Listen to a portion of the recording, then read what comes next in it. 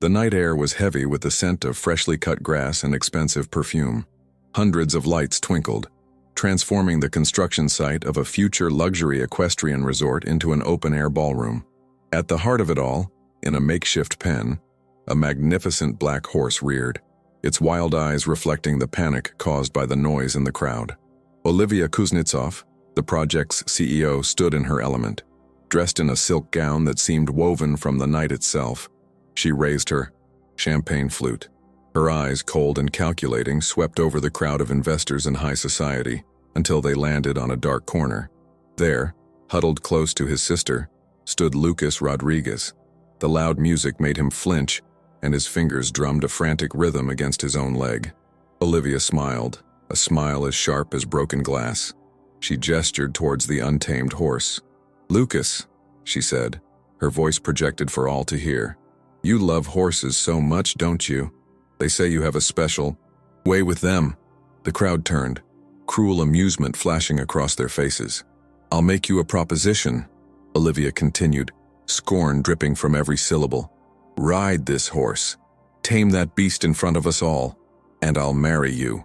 Laughter erupted, echoing through the night. Pure, unadulterated humiliation. Lucas froze, his already overloaded sensory world now shattering under the weight of public contempt. How had he reached this point? How had the sanctuary he found in horses turned into this arena of cruelty? Where are you watching this story from? I'd love to know. Subscribe to not miss the unfolding of narratives like this, which show how the quietest strength can shake the loudest world. Lucas's sister, Julia Yorga, felt his body stiffen beside her. For her, that moment wasn't just public humiliation. It was the culmination of a lifetime of silently fought battles. Julia remembered the day the diagnosis came, when Lucas was only 4 years old. The word autistic sounded in the doctor's office like a sentence, a label the world would use to define him, limit him, and often exclude him. She saw how their parents fought, loving their son with a ferocity the world didn't understand. They didn't try to fix him, but rather to build a bridge to his universe. And then, the accident. A blink of an eye, a slippery road, and Julia, at 19, became her 10-year-old brother's legal guardian. The world, already complicated, became a labyrinth of responsibilities and fears. Julia's outlet wasn't made of shouts but of sleepless nights. It was the silent weight of having to translate the world for Lucas, and, more difficult still, translate Lucas for the world. She remembered patiently explaining to teachers why Lucas couldn't make eye contact, yet still absorbed every word. She remembered cutting off all the tags from his clothes, preparing his meals always in the same order, knowing that the hum of a refrigerator could be as overwhelming for him as a shout. The outside world saw a strange and distant young man. Julia saw a universe of sensitivity and purity. He didn't speak much, but he communicated in other ways. His joy was the soft touch on a cat's fur, the smell of wet earth after rain, or the way sunlight cast patterns on the floor. His pain was the noise of a crowd, the unexpected touch of a stranger, or the disruption of a routine that was the anchor of his day. And there were the horses. That connection was something even Julia couldn't fully explain. It began when she took him to a small rustic stable on the outskirts of town, a place run by an old wise man named Pierre Meyer. She just wanted a quiet place for him to spend his afternoons. What happened was magical. In the human world, Lucas was awkward and anxious. In the stable, he moved with a grace and confidence she had never seen. The horses, animals so sensitive to energy and intention, seemed to recognize a gentle soul in him. They didn't demand eye contact, small talk, or forced smiles. They just existed, and Lucas existed with them. He spent hours brushing their manes, cleaning their hooves, murmuring soft sounds that sounded like a secret language between them. It wasn't a hobby, it was his communion. It was the only place where the world's noise silenced, and he could finally hear himself. That's why their presence at Olivia Kuznetsov's event was so painful. Olivia was building her empire of concrete and glass next to Lucas's only sanctuary, Pierre's stable. She had invited them to the gala as a gesture of good neighborliness, a PR move to seem generous while pressuring Pierre to sell his land. Julia knew it was a trap, but Pierre insisted they go, to show they weren't afraid. Now, standing under the blinding lights, with Olivia's cruel laughter echoing in her ears, Julia felt failure like a bitter taste in her mouth. She had tried to shield Lucas from the world, but the world, with its casual cruelty, always found a way to intrude. She wrapped her arm around him, ready to pull him away, to take him back to the safety of their home, away from the stares that dissected him like a curiosity. But something stopped her. In Lucas's eyes, behind the initial panic, a different spark was igniting. A spark she didn't often see. It wasn't anger. It was focus. Before that night, Lucas and Julia's life had been a long road of false hopes. Every new therapist, every new educational approach came wrapped in the promise of improvement, of integration, that in reality meant only one thing: making Lucas more like everyone else. The first major disappointment was the group socialization therapy. The psychologist, a woman named Susanna Holm, with a professional smile and eyes that didn't smile, insisted Lucas needed to come out of his shell. She placed him in noisy rooms with other children, forcing him to participate in games that left him overwhelmed and confused. Julia remembers picking him up one day and finding him hiding under a table, hands over his ears, rocking back and forth to self-soothe. Susanna said with a hint of impatience, "He needs to try harder. Life isn't going to adapt to him." Those words haunted Julia for years. Was she being overprotective? Should she push him harder out of his comfort zone, even if that zone was the only place he found peace? Then came the schools, one after another. The public school placed him in a special needs class that felt more like a holding pen for difficult children.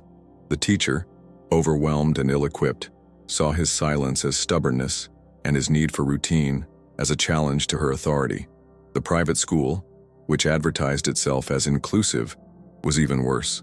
The other students, like young Sebastian Choi or the popular Alessia Shin, treated him like a ghost, or worse, a target for subtle jokes the teachers pretended not to hear.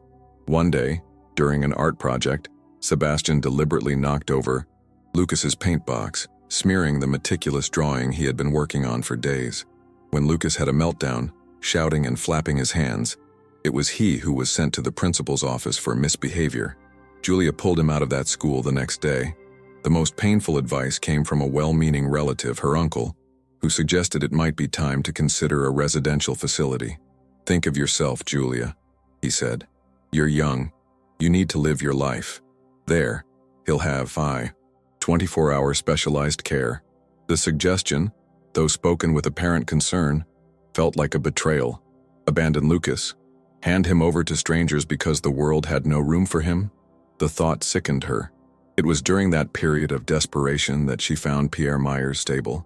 At first it seemed like just another attempt, another potential disappointment. But Pierre was different. He had no degrees in child psychology or special education. What he had was a lifetime of experience with creatures who don't use words to communicate.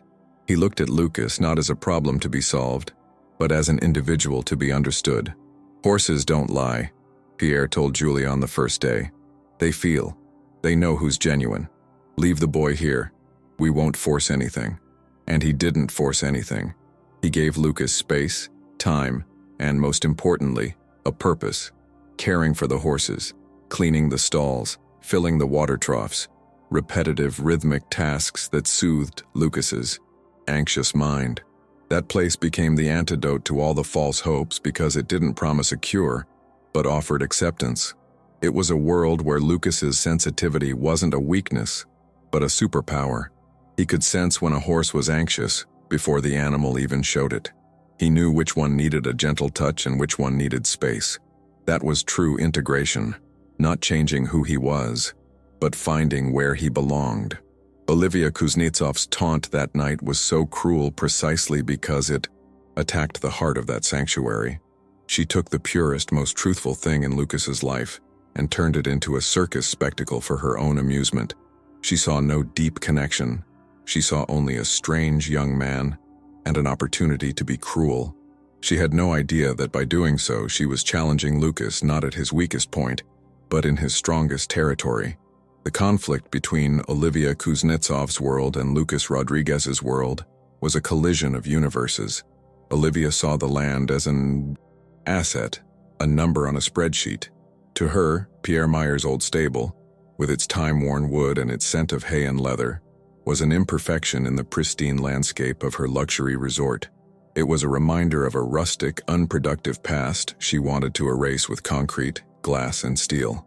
Her attempts to buy the property began amicably, with generous offers delivered by lawyers in expensive suits, like Daniel Ahmed Blanc and Gabriel Ali.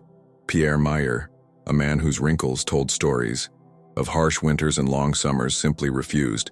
He wasn't rude, but he was unwavering. "This place is not for sale," he would calmly say, and that was the end of the conversation.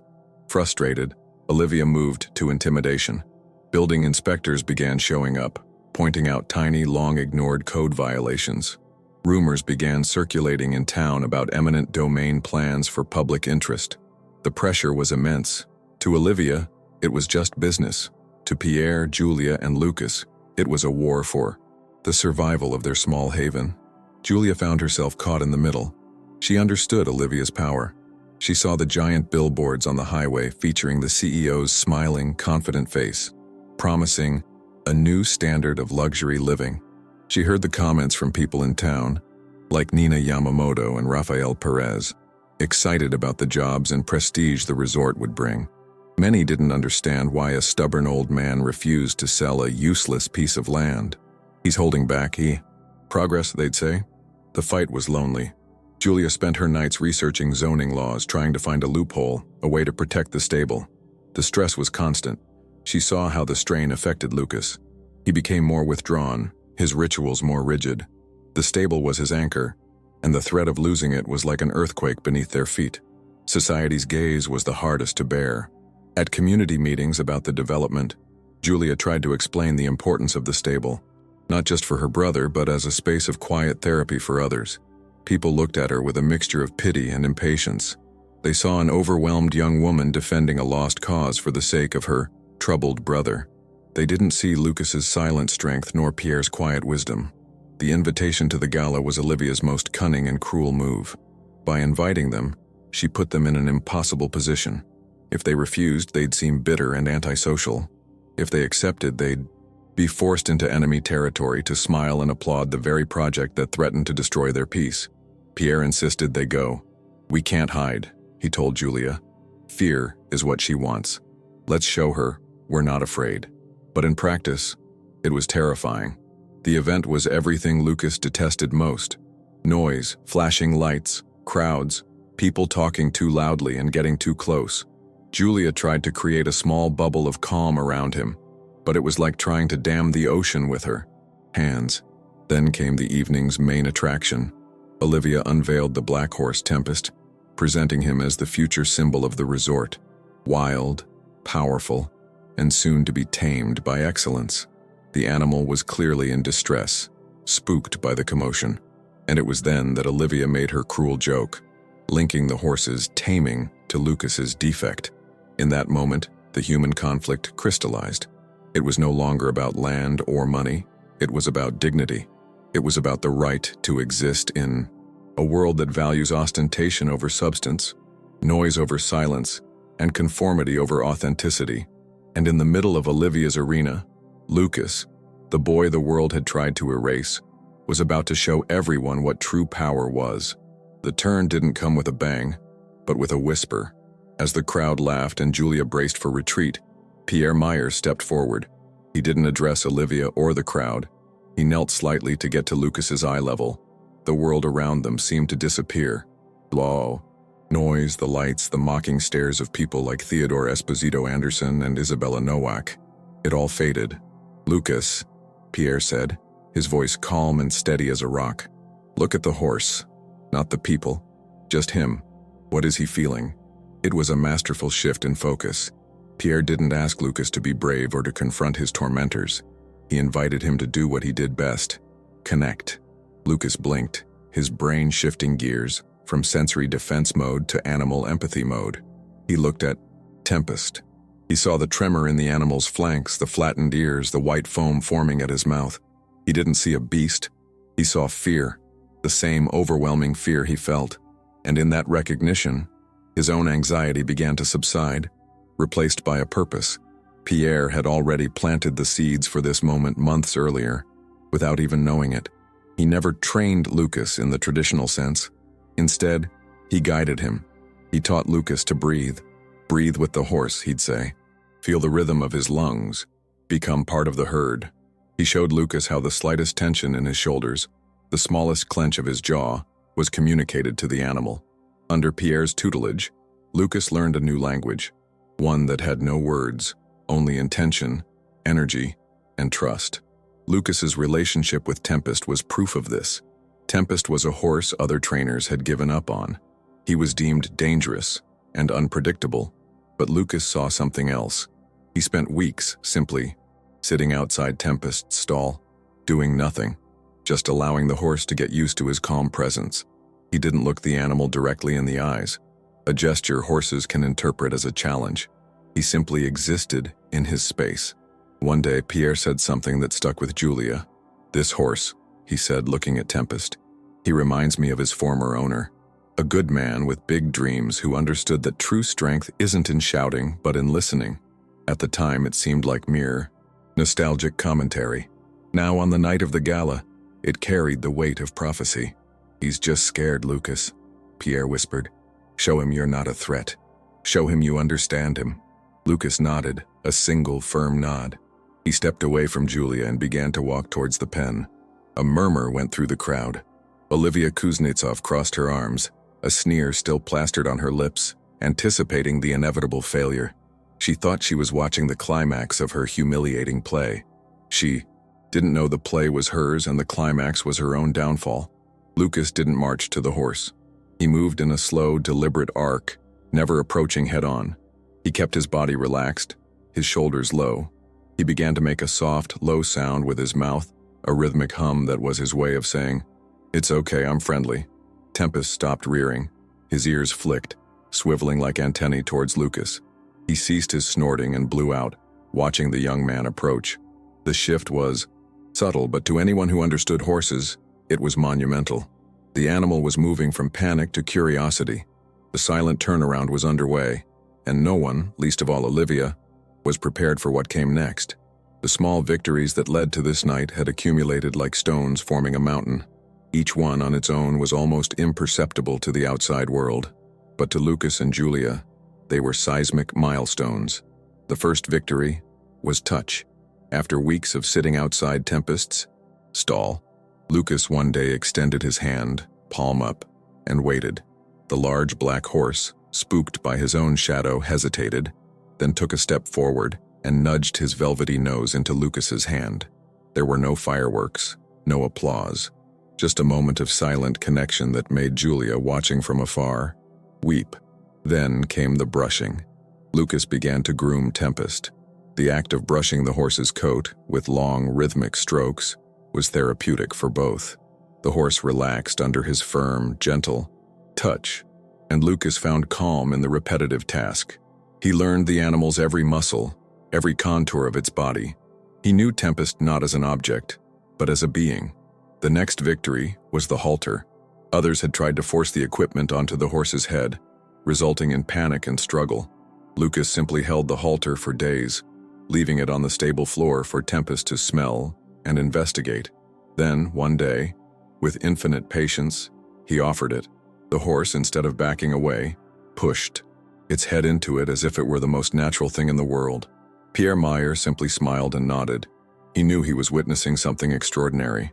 The greatest of the small victories, the one that felt like a miracle, was the first ride. There was no saddle, no reins. On a quiet afternoon with the stable bathed in golden sunlight, Lucas led Tempest to the riding arena. He simply leaned against the animal for a long time, transferring his calm. Then, using a mounting block, he slowly swung his leg over the horse's back. Tempest didn't flinch. He just stood there, as if waiting for this all along. That afternoon, Lucas didn't ride. He and the horse walked together around the arena, moving as one being. Julia watched, her heart in her throat. She saw her brother, the boy who struggled to navigate a crowded supermarket, sitting atop a powerful and untamable creature, looking like the king of his own universe. These victories stood in stark contrast to their ongoing struggles in the human world. A trip to the bank was an ordeal. A video call with a relative was exhausting. But in the stable, with dirt-stained hands and the scent of hay in the air, he was fluent, competent, and whole. Now, at the gala, all those small victories coalesced. When Lucas entered the pen, he wasn't entering a cage with a beast. He was entering his sanctuary with his friend. He walked calmly to Tempest's side, murmuring his soft sounds. He placed a hand on the horse's neck, feeling the tense muscle relax under his touch. The crowd fell silent. The laughter had died. Everyone, from Francesco Papadopoulos Bianchi to Maya Boss, was mesmerized, watching the scene unfold. Olivia Kuznetsov looked confused, her sneer replaced by a grimace of disbelief. This wasn't supposed to happen. Without a saddle, without reins, without anything but the trust he had built. Victory by victory, Lucas propelled himself up and sat on Tempest's back. The horse took a sideways step, then settled, adjusting to its rider's weight. For a moment they stood still, a silhouette of power and peace against the artificial party lights. It was an image so potent, so unexpected, that it stole everyone's breath. Lucas hadn't tamed the horse. He had understood it, and in doing so, he was about to show everyone that true power wasn't about control, but about connection. Standing at the edge of the pen, Julia Yorga felt a wave of clarity wash over her. For years, she had measured Lucas's progress by the world's ruler. Did he make eye contact today? Did he participate in a conversation? Did he manage to cope with a change in routine without a meltdown? She had been so focused on helping him navigate their world that she hadn't stopped to appreciate the depth and beauty of his own. Seeing him there, in perfect harmony with Tempest, was like a blindfold being removed from her eyes. The acceptance she had always preached, the one she thought she practiced, was, in part, a lie. Deep down, she still harbored the hope that one day he would be easier, more normal. She realized the arrogance in that. Who was she, who was the world, to define what was normal? Lucas wasn't a flawed version of a neurotypical person. He was a perfect version of himself. His sensitivity wasn't a disorder, it was heightened perception.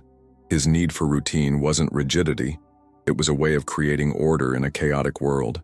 His silence wasn't an emptiness, it was filled with observation and thought. The true transformation hadn't been in Lucas but in her. She finally understood what Pierre Meyer had been trying to show her all along.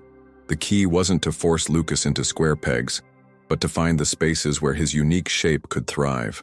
The stable was one such space. The company of horses was another. The problem had never been Lucas. The problem was a world built for only one kind of mind, one kind of communication, one kind of success. Olivia Kuznetsov was the epitome of that world. Her success was built on the demolition of what was quiet, what was old, what was different. She saw value only in what glittered, what was new, and what could be sold at a high price. She looked at Lucas and saw weakness. She looked at Pierre's stable and saw obsolescence. She looked at Tempest and saw an unruly asset. She was blind to the true value of it all. Julia looked at Olivia, who was now watching the scene with an expression of pure shock. The smug smile had completely vanished, leaving behind a pale, bewildered face. For the first time, Julia didn't feel anger towards Olivia, but a kind of pity. Olivia lived in such a small world, a world where a connection like Lucas's and Tempest's was incomprehensible, and therefore worthless. She had money, power, and influence, but she was poor in the things that truly mattered. Lucas, in his silence, was teaching everyone a profound lesson. He was redefining power before their very eyes. It wasn't the power to dominate, to command, to force. It was the power of patience, of empathy, of understanding. The power to calm a storm, not by shouting louder than it, but by becoming the calm at its center.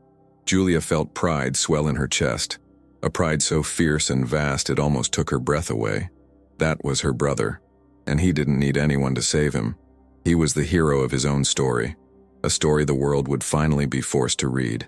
As Lucas began to guide Tempest in a slow, graceful circle around the pen, the crowd's silence morphed into a murmur of awe. Olivia's planned humiliation had transformed into the unofficial coronation of the boy she had tried to mock. And the truth, A truth far deeper and more devastating to Olivia was yet to be revealed. Lucas guided Tempest with the light pressure of his knees and the subtle shift of his weight. There was no spectacle, no rodeo tricks. It was something far more profound, a dance of mutual trust.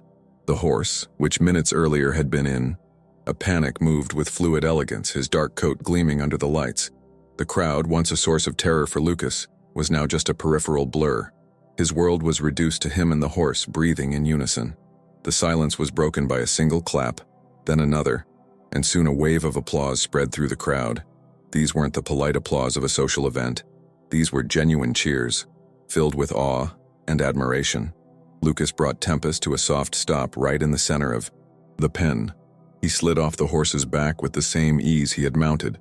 Olivia Kuznetsov stood frozen, her face a mask of disbelief. Her taunt, "Ride this horse and I'll marry you," now hung in the air, pathetic and hollow. It was then that Pierre Meyer stepped forward. He didn't go to Lucas but walked directly to Olivia. His presence was calm, yet carried the weight of moral authority. He stopped in front of her and spoke, his voice not loud, but cutting through the silence like a blade. "Impressive, isn't it, Ms. Kuznetsov?"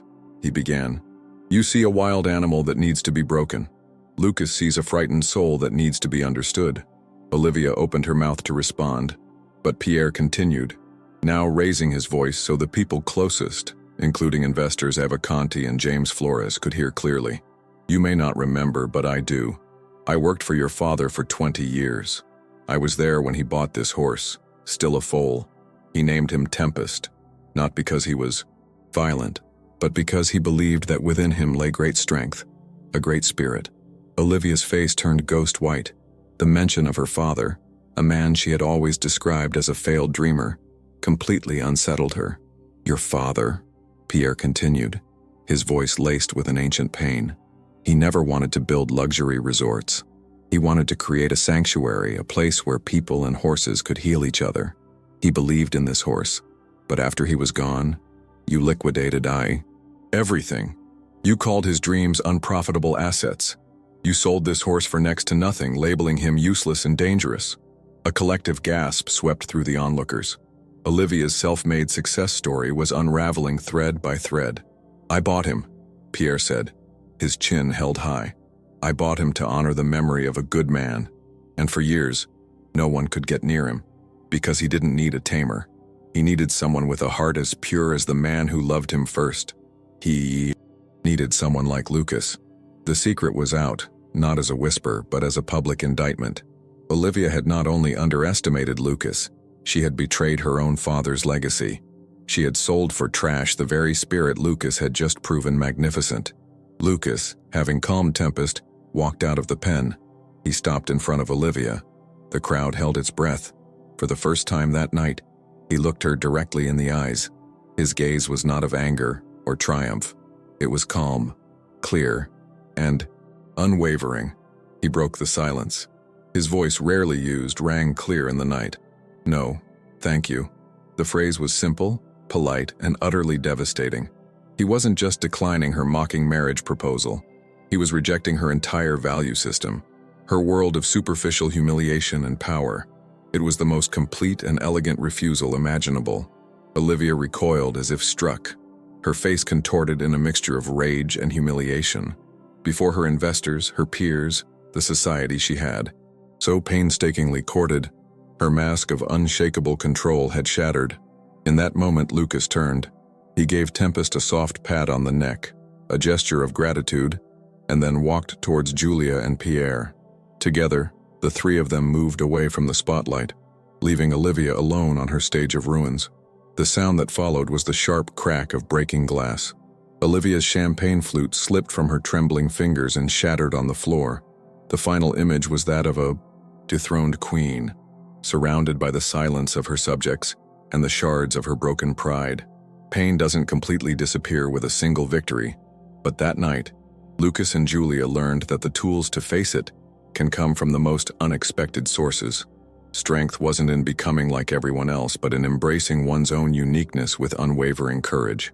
True strength isn't measured by how high you build your walls, but by how deeply you understand what lies on the other side. Lucas taught us that empathy is a universal language, and that sometimes the quietest heart has the most powerful voice. If this story touched you in any way, please like, comment what you felt, and subscribe to the channel. You never know who around you might need to hear a message of hope and acceptance today. Share this silent strength.